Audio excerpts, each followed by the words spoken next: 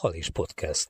Hallgatni való az olvasójegy mellé. A második világháború kapcsán sok olyan személy lehet a családok felmenői között, akiket eltűntként tartanak számon. Egy most készült adatbázisnak köszönhetően talán ezekre is végleg választ kaphatnak a hozzátartozók. Köszöntjük Önöket, ez a Halis Podcast, én Varga Tünde vagyok. Én pedig Benke Dániel. Nem megszokott témával készülünk most. Elsősorban most a figyelmet szeretnénk felkelteni egy hiánypótló adatbázissal kapcsolatban, amit a Magyar Nemzeti Levéltár és a Hadtörténeti Intézet és Múzeum hozott létre. A Magyarország katonai birtokba vétele 1944-1945 című adatbázisból 80 év elteltével 117 000 család ismerheti meg felmenői háborús áldozatvállalását, és 3155 település lakói kutathatják lakókörnyezetük veszteségeit. A kutatásban a Magyar Nemzeti Levéltár Zala vármegyei levéltárának munkatársa Bakonyi Péter főlevéltáros, történész is részt vett. Belebeszélgettünk. Amiről beszélgetünk, az az 1944-45. év magyarországi második világháborús áldozatainak adatbázisa. A munka az onnan indult, hogy a Magyar Nemzeti Levéltár és a HM Hadtörténeti Intézet és Múzeum fogott össze ennek a projektnek a megvalósítására. Egy nagy adatbázist terveztek,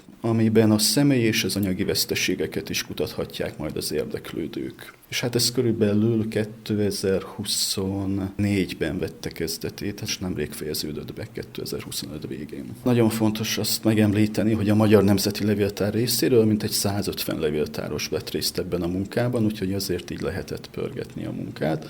A Hadtörténeti Intézet oldaláról 9 szakember kapcsolódott be a munkába. Még azt is fontos megemlíteni, hogy a Zala vármegyei levéltárban 7 ember dolgozott ezen a projekten. Talán még az szintén egy fontos információ, hogy ennek Zala vármegyében azért volt már előzménye, így ennyivel könnyebb volt a munka. Ugye én állítottam össze egy dokumentumkötetet a második világháború Zala vármegyei polgári áldozatairól, és erre alapozva azért gyorsabban tudtunk mi haladni. Minden adat megtalálható? Egyszerűen csak adatokat kell fölkutatni, megtalálni, rendszerbe rakni. 2 fő forrása volt ennek a kutatómunkának. Az egyik a vármegyei levéltárakban őrzött állami halotti anyakönyvek másodpéldányai. Ezeket 1944 és 1952 közötti időszakra vonatkozóan nézték át a kollégák. A másik fő forrása pedig a levéltárakban őrzött a második világháború anyagi veszteségeire vonatkozó iratok voltak. Ezek ugye közigazgatás, főispán, alispán, járási főszolgabírók iratanyagában lelhetők fel.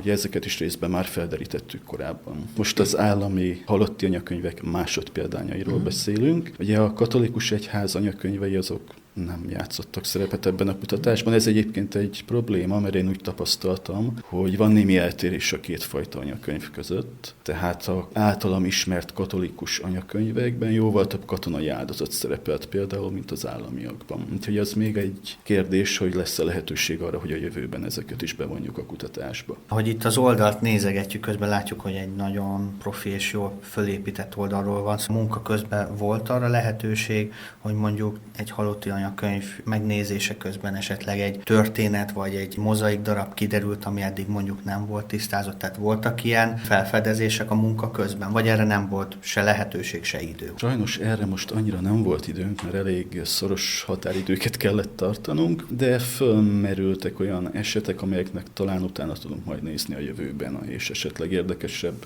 publikációk születhetnek az adott ügyről. Nézzük meg, hogy mi van az oldalon. Nagykanizsára kerestünk rá, és hogyha rákattintunk a térképen, akkor már is egyből rengeteg adattal találkozunk.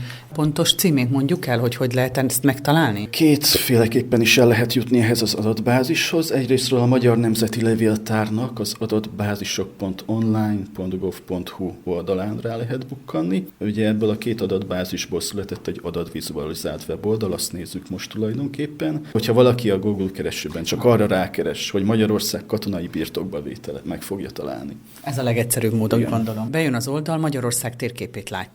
Igen, ez egy 1943. évben készült katonai térkép, 1:50 000-hez arányú. Ezt úgy tudom, hogy 1944-ben kicsit pontosították, módosítottak, de ez az alaptérkép. Ugye az hozzátartozik, hogy az adatgyűjtés az csak a mai Magyarország területére vonatkozik, tehát az Észak-Erdély, Felvidék, Délvidék nincs benne ebben az adatbázisban. Rákattinthatunk a településekre, igen. Tehát nem csak városokra, hanem az összes település minden település, ahol veszteséged vagy akár személyi, akár anyagi veszteséget regisztráltunk, az rákerült a térképre. Van olyan település, ahol ilyen nem volt? Előfordultak. Zala megyében például, ha jól látom, akkor 228 zalai településre vonatkozóan rendelkezünk adatokkal. Ez mondjuk a mai Zala vármegyét nagyjából lefedi, de a történeti Zala vármegyének olyan 380 körüli települése volt, úgyhogy ezeket Veszprém megyénél lehet keresni, esetleg Somogynál. És akkor beírjuk a keresőbe, vagy rákattintunk, hogy Nagykanizsa, ugye Dani most épp azt csinálja. Ugye akkor megjelenik nekünk rákattintható lehetőség, és már is láthatjuk igazából, hogy milyen események történtek. Tehát ez szerintem nagyon részletes. Egy idővonalon láthatjuk, hogy mondjuk a város mikor érte bombázás, ugye anyagi kár és egyéb veszteségek. Mennyire volt nehéz településenként ezt az adatbázist létrehozni? Az anyakönyvek átböngészése az egy viszonylag egyszerű feladat, hiszen azok vannak a levéltárban, le kell venni a polcról. Az adatrögzítés volt egy kicsit komplikált, mert a felület, ahol ezeket rögzítettük, az lehetett volna egyszerűbb is.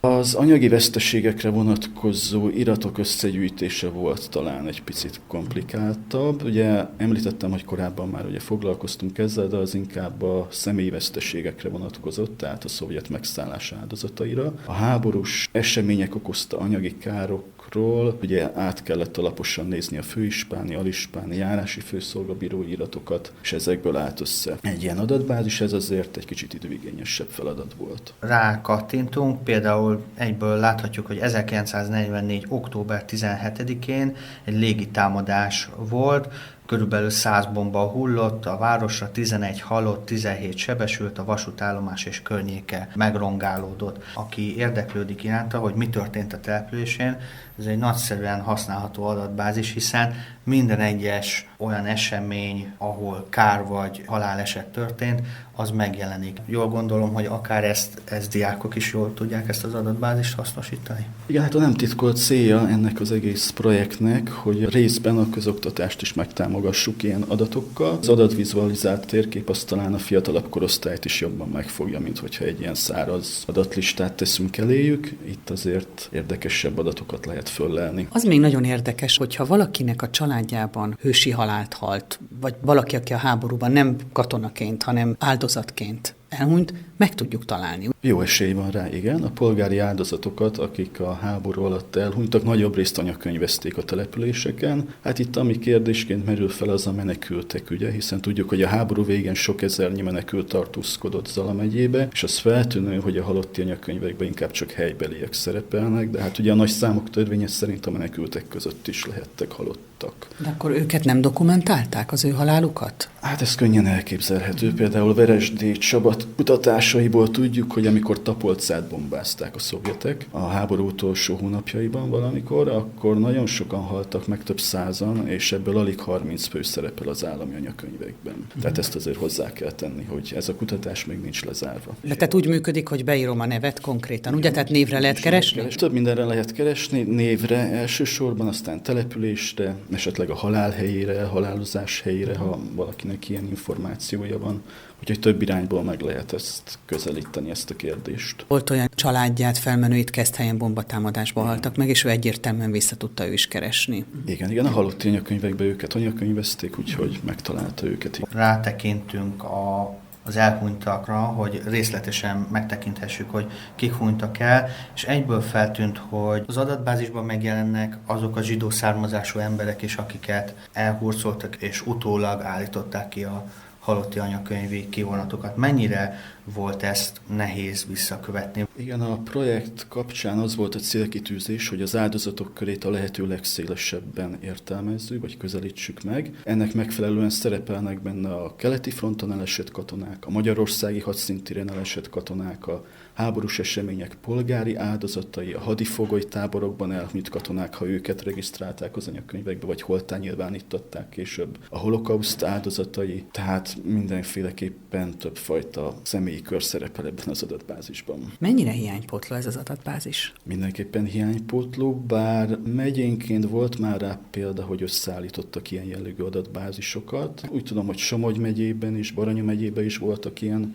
próbálkozások, talán Fejér megyébe is, de ilyen átfogó nagy adatbázis még nem született Magyarországon. Szerintem egy külön kuriózum az adatbázisnak, hogy rákeresünk egy településre, ugye látunk alapadatokat, és egyből át lehet kattintani dokumentumokra. Itt milyen dokumentumok jelennek meg, és miért? Ugye ezek azok a bizonyos dokumentumok, amelyek a háború anyagi veszteségeit rögzítették. Ezeket általában a háború után készítették, végigjárták a településeket, és rögzítették, hogy lakóházakban, gazdasági épületekben milyen kár keletkezett. Kik járták végig? Ez általában a körjegyzők feladata volt, meg a járási főszolgabírók intézték ezeket az ügyeket, és aztán ezekről készítettek jelentéseket, amelyek az alispáni, főispáni hivatalba futottak be, és így maradtak fönt. Ezek itt vannak digitalizálva, tehát az ember rákattint, és eredetiben olvashatja, hogy az adott településen milyen károk érték a például lakóházakat. Itt, amit rákattintottunk, itt Nagykanizsai megyei jogú várospolgármestere küld tájékoztatást a belügyminiszternek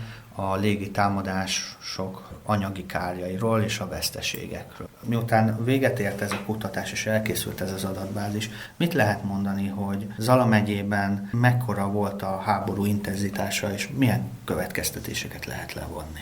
Ugye Zala megyében az volt a helyzet, hogy 1945. március közepe vége fele érte el a front, és nagyjából 2 hét alatt végig száguldott a szovjet hadsereg Zala megyén. Az ország más területeihez képest itt ilyen intenzív harcok nem voltak, de azért voltak kisebb-nagyobb összecsapások, tehát semmiképpen nem lehet állítani, hogy itt ne lettek volna háborús események. Nagyjából a polgári áldozatai az én kutatásaim alapján olyan 1300 fő volt ennek az időszaknak. Ugye összességében véve ebben az adatbázisban 3882 Zala megyei áldozat szerepel, de hát ugye ebben benne vannak a katonák, holokauszt áldozatai, mindenki. Talán a kedvező helyzetű megyék közé tartozott Zala vármegye. Fejér megyébe, ahol hullámzott a front hónapokon keresztül, ahhoz képest ez egy szerencsésebb terület volt mindenképpen. Hogyha ellátogatunk az adatbázis területére, akkor a jobb felső sarokban látunk egy I betűt, ez egy információs panel, ha erre rákattintunk, akkor itt még további érdekes dolgokat fedezhetünk fel. Van egy útmutató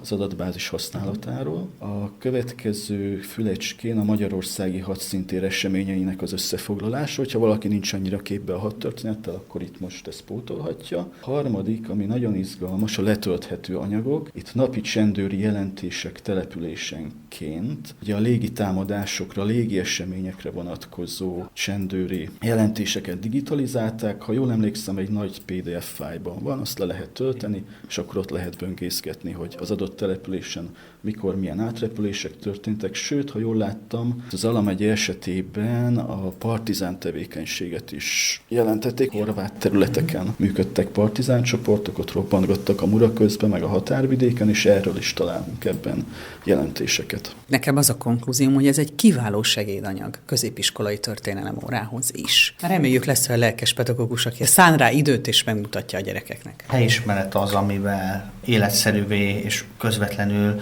lehet a történelmet megfoghatóvá tenni. Tehát, hogy itt ebben a városban, ahol élünk, még történtek. Köszönjük. Köszönjük szépen. Ez volt a Halis Podcast. Köszönjük a figyelmet. Búcsúzik Varga Tünde És Benke Dániel. Viszonthallásra. Viszonthallásra.